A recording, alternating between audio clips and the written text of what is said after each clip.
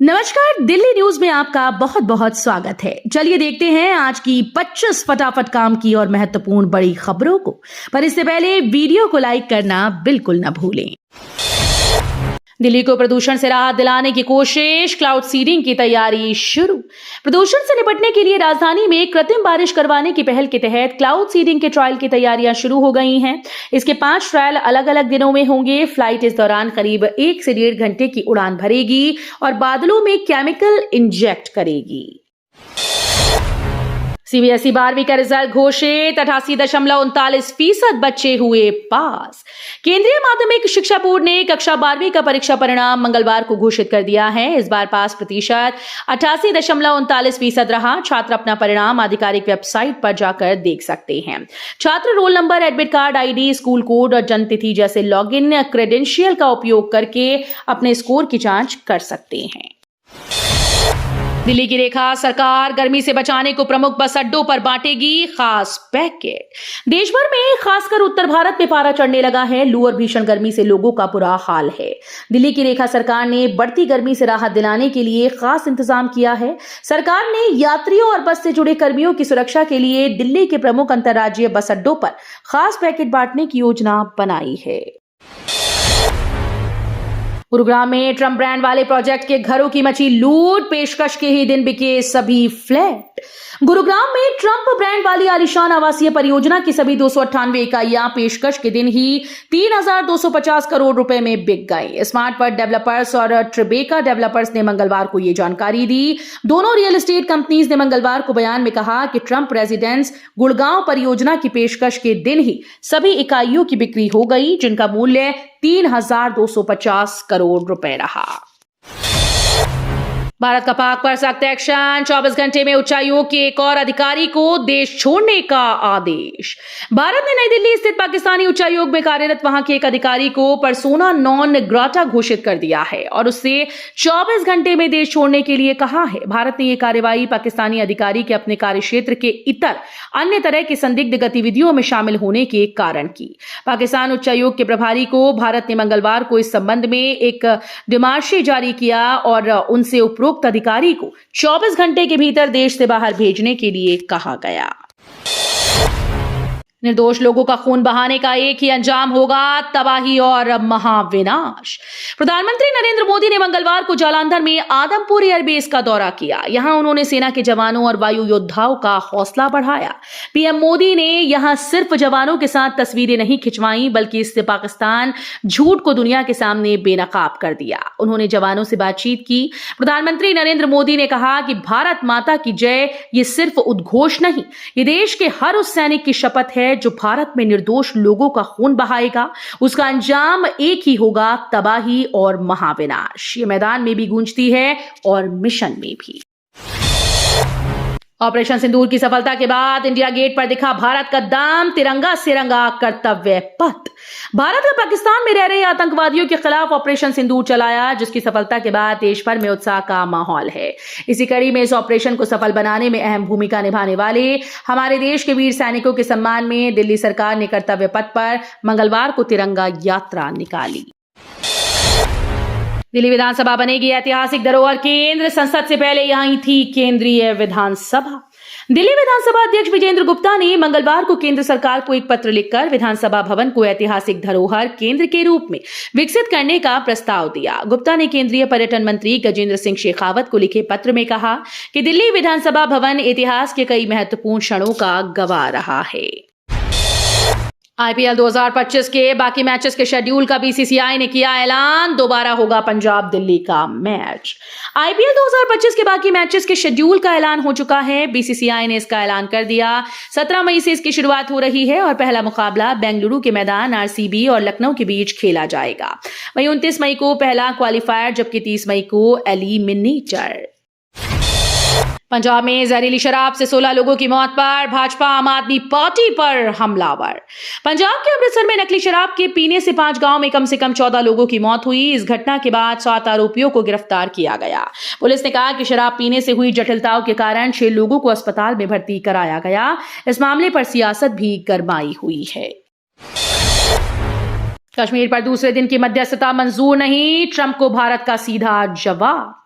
भारत पाकिस्तान तनाव के बीच अमेरिकी राष्ट्रपति डोनाल्ड ट्रंप के कश्मीर को लेकर दिए बयान पर भारत ने कड़ा ऐतराज जताया। विदेश मंत्रालय ने मंगलवार को प्रेस कॉन्फ्रेंस कर कई मामलों पर भारत का रुख स्पष्ट किया।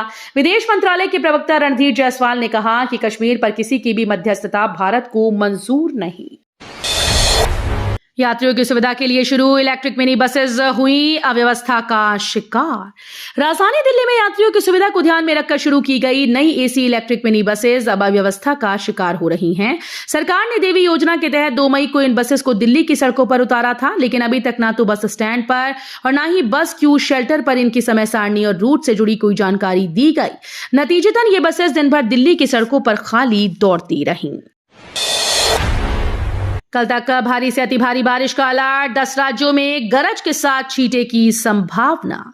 देश के कई राज्यों में बारिश का दौर जारी है। मौसम विभाग का अनुमान है कि अगले 2 दिन यानी 14 और 15 मई को कुछ इलाकों में भारी से अति भारी बारिश हो सकती है। इसके अलावा देश के 10 से ज्यादा राज्यों में बारिश की संभावना है।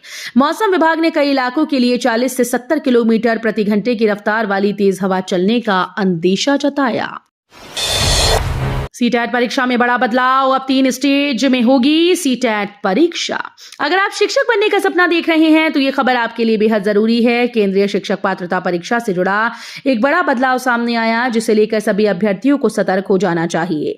एनसीटीई और सीबीएसई ने सीटैट परीक्षा के ढांचे में महत्वपूर्ण परिवर्तन की योजना तैयार की, जो नई शिक्षा नीति 2020 के तहत लागू की जाएगी। अब तक सीटैट परीक्षा 2 पेपरों में आयोजित होती थी, पेपर 1 और पेपर 2, लेकिन अब 3 चरणों में सीईटी परीक्षा आयोजित की जाएगी।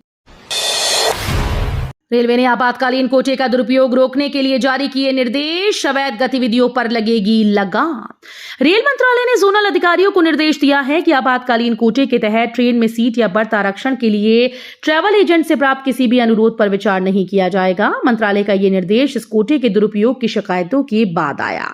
सभी 17 रेलवे जोन के प्रधान मुख्य वाणिज्य प्रबंधकों को लिखे एक लिखित निर्देश में मंत्रालय ने कहा कि आपातकालीन कोटे से अनाधिकृत रूप से सीटें आवंटित करने के प्रयासों के मामले संज्ञान में लाए गए हैं।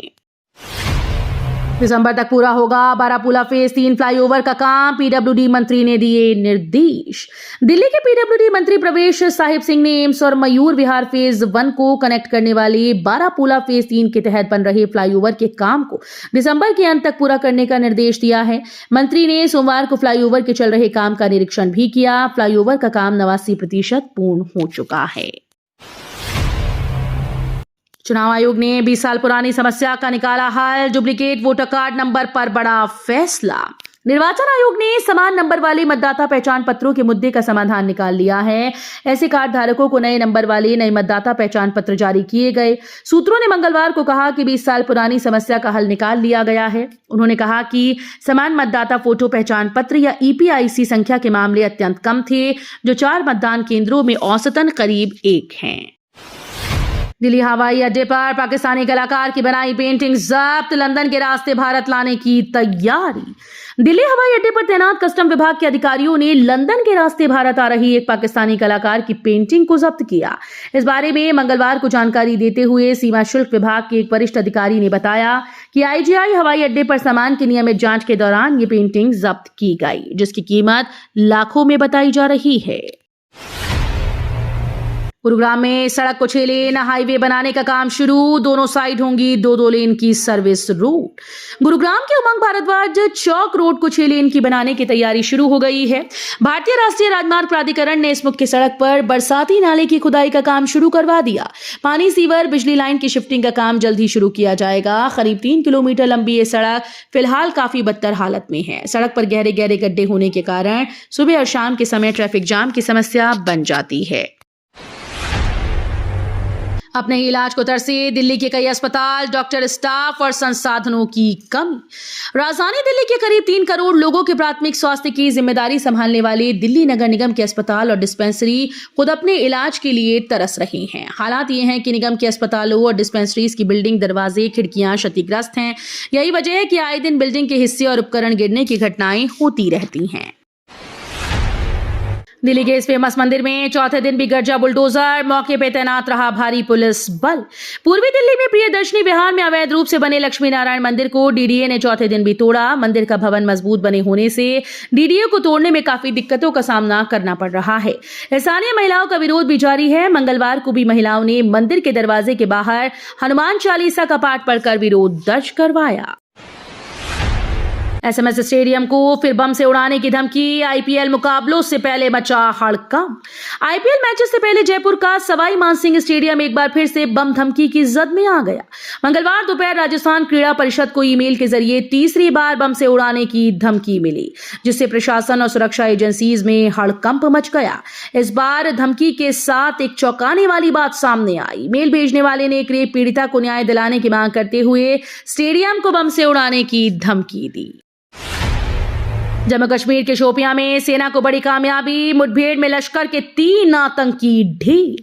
पहलगाम हमले के बाद सेना ने ऑपरेशन सिंदूर के जरिए पाकिस्तान के आतंकी कैंपों पर हमले कर उन्हें तबाह कर दिया था। ऑपरेशन सिंदूर के तहत सीमा पार के आतंकी शिविरों पर एक्शन के बाद सुरक्षा बलों ने अब सरहद के अंदर यानी जम्मू कश्मीर में आतंक के खिलाफ सैन्य अभियान को तेज कर दिया है। शोपियां समेत अलग अलग इलाकों में आतंकियों की तलाश के लिए सेना अभियान चला रही है। मंगलवार की सुबह ऐसे ही एक अभियान के दौरान सुरक्षा बलों ने शोपिया के जमपाथरी में लश्कर-ए तैयबा के 3 आतंकियों को घेर लिया।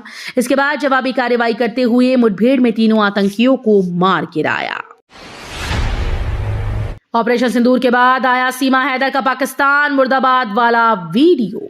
जम्मू कश्मीर के पहलगाम में हुए आतंकी हमले के बाद से सीमा हैदर ने चुप्पी साध रखी थी। इस हमले की कार्रवाई के तौर पर केंद्र सरकार ने जब पाकिस्तानियों के वीजा रद्द कर उन्हें वापस जाने के लिए कहा, तब भी सीमा हैदर का कोई बयान सामने नहीं आया। इस बीच कई सोशल मीडिया यूजर उसे वापस भेजने की मांग करने लगे। इसके बाद भारतीय सेना ने ऑपरेशन सिंदूर को अंजाम दिया और पाकिस्तान में कई आतंकी ठिकानों को तबाह कर दिया। सीएम रेखा गुप्ता ने उत्तर गुरुवायूरप्पन मंदिर में की पूजा अर्चना। दिल्ली की जनता को लेकर कही बड़ी बात। मुख्यमंत्री रेखा गुप्ता और दिल्ली भाजपा अध्यक्ष वीरेंद्र सचदेवा ने उत्तरी गुरुवायूरप्पन मंदिर में पूजा अर्चना की। दिल्ली की मुख्यमंत्री रेखा गुप्ता ने कहा, राष्ट्रीय राजधानी दिल्ली भारत का लघु रूप है। उन्होंने कहा कि यहाँ देश के हर राज्य के लोग रहते हैं और दिल्ली में सभी के लिए बहुत प्यार और स्नेह है। मैं आज यहाँ दक्षिण भारत से आए परिवारों को बधाई देने आई हूँ। तो ये थी आज की बड़ी खबरें। रोजाना ऐसे ही सबसे पहले अपडेट पाने के लिए चैनल को सब्सक्राइब करना बिल्कुल न भूलें। धन्यवाद।